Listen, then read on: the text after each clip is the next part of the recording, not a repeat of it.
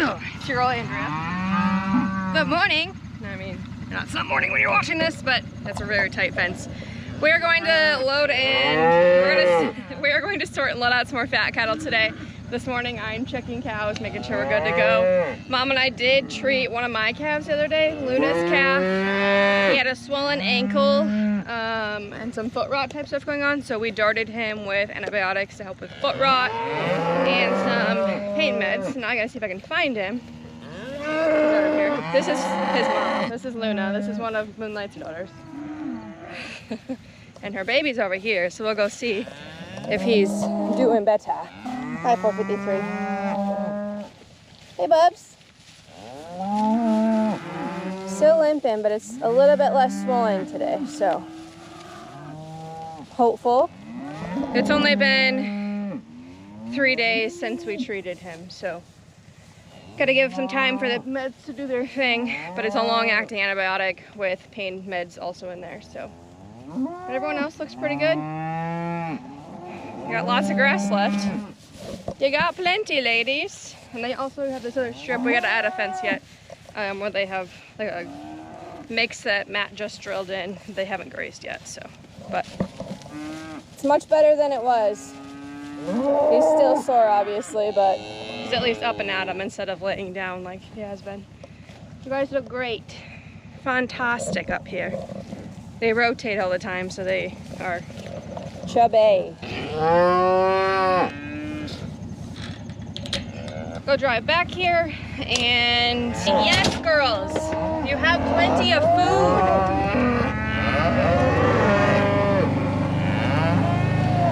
Drama queens. So anyways, we're headed back. I will go help Mom and Dad sort for a little bit, then I have to run in town for an appointment, so unfortunate timing on this, and then they will finish sorting, and then I will be back and we'll load out around 1 p.m. So it's 10 a.m. right now.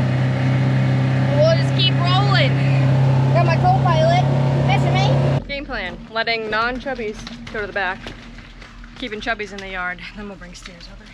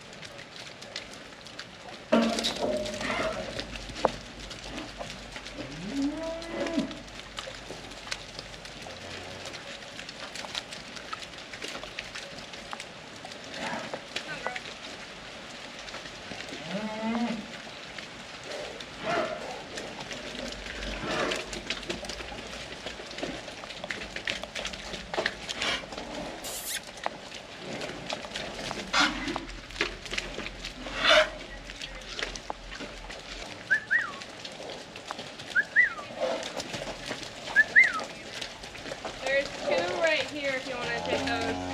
12 and 13, the red one.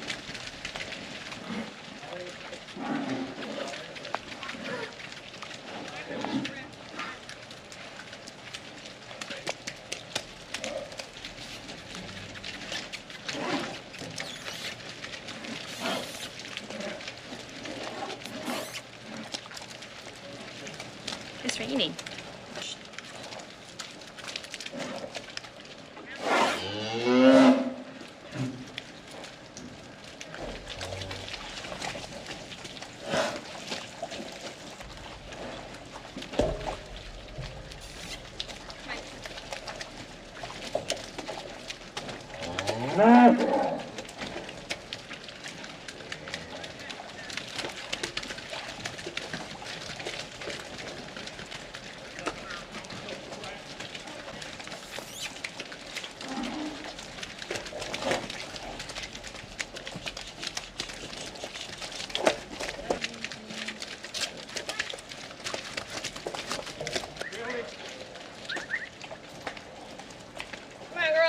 Corner. Let's go. This is the one that's starting to wobble, but she could add more. It's up to you.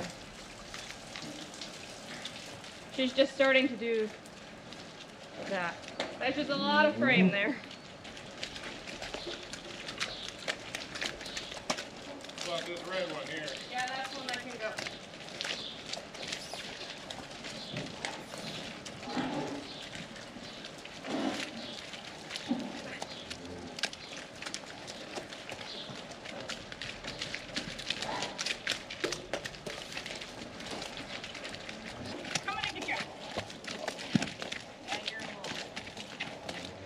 That's about it. I think you got most everyone I texted you about. 15 of them.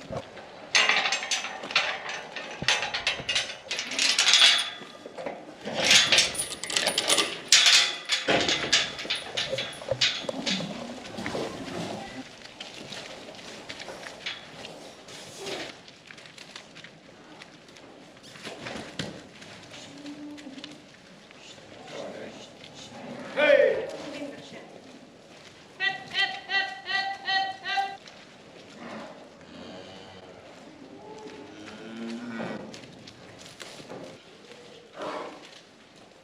Both or one? Just the blue tag.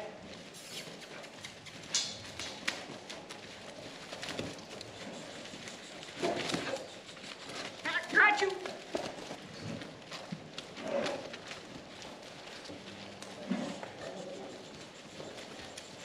How many is that? 26! He was the monster one. Yep.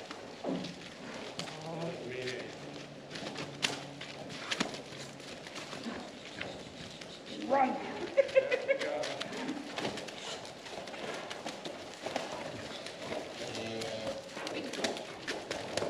5 more! There we go. 3! So you can get the last few. Yep. 38.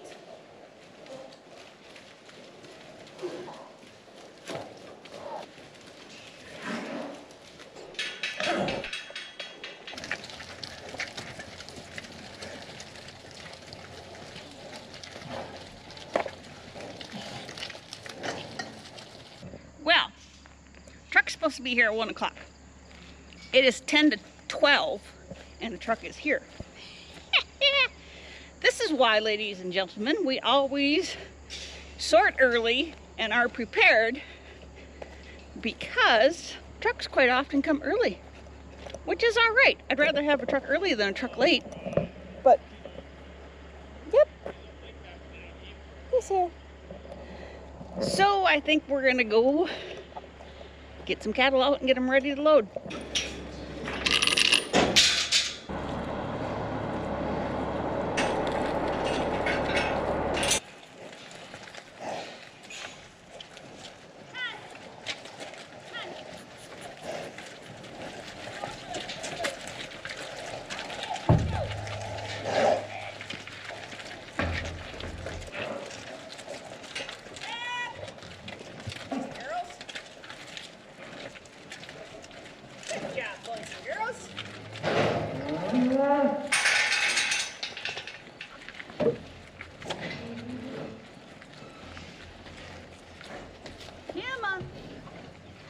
Let's go, boys.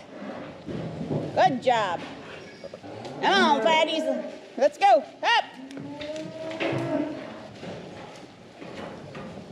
Come on. Let's go.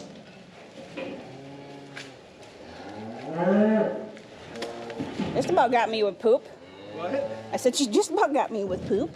40 head, 3, 15, 15, 7.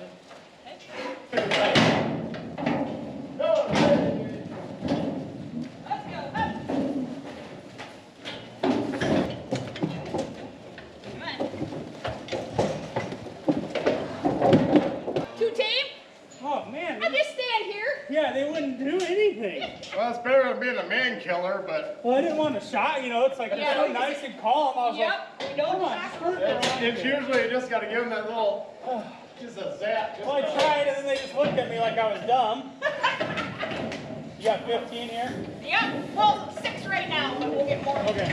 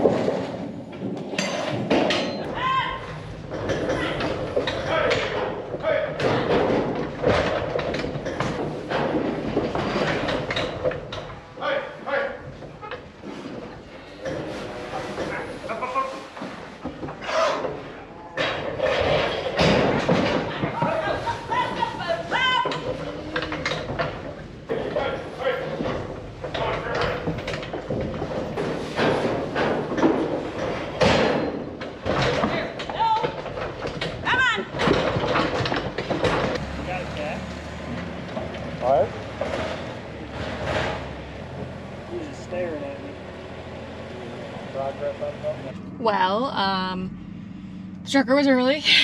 I haven't even looked at any of the footage that Mom got for me because I was still in town. I was supposed to be done. I was like done with my appointment by noon.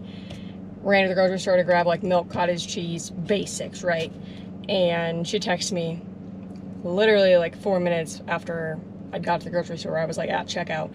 They're loaded, already left. I was like, it is like 12:15. So, anyways, that was quick, that was early.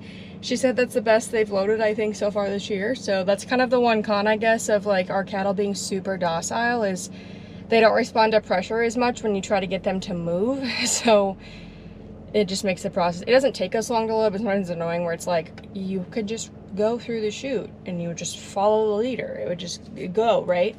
There are benefits sometimes to like the not so docile tame cattle in that aspect, but at the same time, if ours get out, they're not gonna go to the interstate and like be psycho, you know what I mean? They're also too fat, they can't really run very well at this point, they get tired. So anyways, but these ones went to Greater Omaha. This is the highest bid we've had yet. As I kind of briefly mentioned this morning, cattle prices have gone down a little bit. So all it took was, you know, in the cattle industry, everyone talks about like a black swan event, and somebody asked Trump about beef prices and if he's going to work to lower them. He said, yeah, we'll work on it. And the things were, or cattle were like a limit down that day. So they've made their way back up. They're climbing back up. They're just not quite as high where we were, you know, getting close to 250 for finished fat cattle going to the processors. So, but anyways, there's not really like anything, to be honest, that he can do that's going to fix it, because in the end, the packers, your processors, your Tyson, JBS, etc., Cargill, they set the prices. So I honestly feel like if our prices went down, they're not going to adjust their price on the dollar, you know, what's at the grocery store. So they might, they probably won't, to be honest. I don't love that there's a big four that control the beef industry, but we also can't do it without them. You know, there's smaller packing plants that are being created, but it's still really hard to compete with the large scale that they have going on and be able to move all of your product, have everything set up, all of that jazz. So, and you know, direct to consumer beef is awesome. I absolutely love when people support local and, you know, buy from people they know or people they see online because they trust, you know, what they do. But in the end, like, logistically speaking, the amount of head that we need to feed the world, we have to have the large packers in place. There's just a lot that goes into it. There's so much more than you would ever comprehend from the outside perspective. So, but anyways, if you've ever wanted to buy our beef, there might be something in the works. Stay tuned for that. I bought a bunch of freezers, so potentially coming some point, but just know that your beef that ends up at the grocery store, it is produced by farmers and ranchers. It starts most commonly on a family farm or ranch, and then eventually it moves into something where it's like us, where we do buy some outside cattle, or some people feed their own cattle out. But a lot of them move into like bigger feedlots, which still take care of their animals. I don't want you to ever think that like big means bad, feedlots are bad, non-family is bad, because in the end, like if you don't care for your livestock, they're not going to perform. So buy what you can, support who you can support. If you're doing direct to consumer, it obviously costs more for those people to do it. It's going to cost you more than what it's going to cost to go to your local grocery store, whether it's like a Hy-Vee or a Walmart or whatever other brands you have in other places, and go from there. But in the end, our beef goes to grocery stores, it goes to restaurants. That's where she ends up. I'm just grateful that you choose to eat beef. Let me know in the comments what your favorite way to eat beef is, and I'll pick one of you at random to send some goodies to, so stay tuned for that.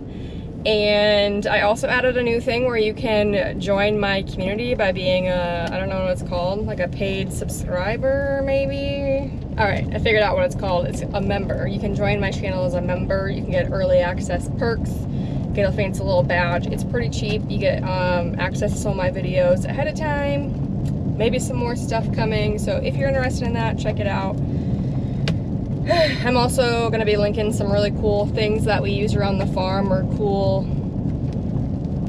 items in general, I think, that are handy in farm life, or like in my chopping video I did some claws, like toy choppers for kids, because I think that's a really great Christmas gift as it comes up. So just different ways you can support the channel if you want to. Obviously, like, my main goal is not solely to make an income off of this channel, but that is a really beneficial piece to it. And if you didn't know, I need to do my intro video sometime, my sole income is content creation. So I don't own I don't own any land. Nathan and I don't. We have a small cow-calf herd, but everything we make off of that goes back into our herd, so it's actually like a loss every year, but we're growing.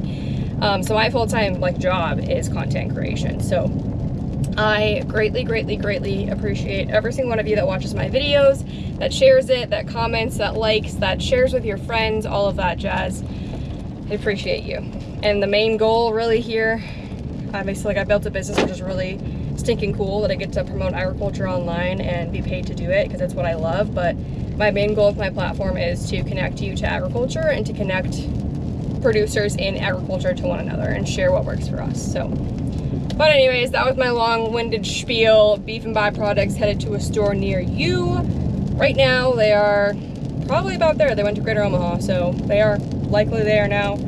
Don't know what time they get but they'll be hanging tonight for sure. So catch you on the next one.